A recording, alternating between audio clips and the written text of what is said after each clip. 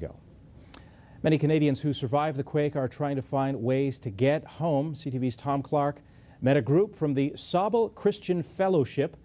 They've been working in a small town north of Port-au-Prince.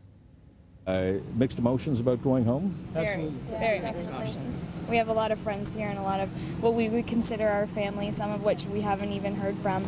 Don't know if they're okay. We don't know what the thing is. A lot of them we have heard from, but still, you know, it's hard. They've lost their homes and now they're homeless, and we're leaving them, going back to our cozy home, and they're here. So most of our friends are homeless, as well as the children that we sponsor. You know, most of the villages around where we were are just devastated. If their houses didn't collapse, they're too cracked and they're unsafe to sleep in, so people are sleeping. You know, did you consider staying at one point?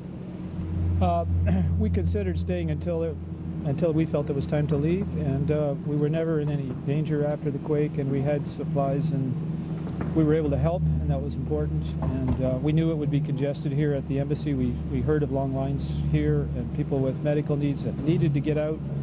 There was also the logistics of getting here at that time, and you know, the airport story, we know that as well. And so we just felt it was most appropriate to stay where we were safe and to continue to help as we could.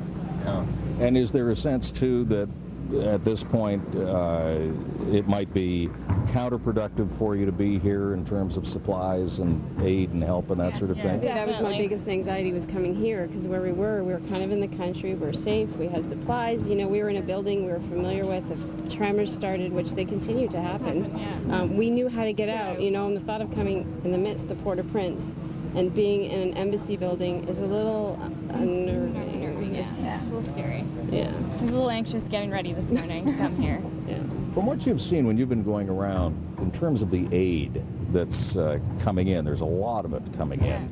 It seems to be a lag in terms of it getting out.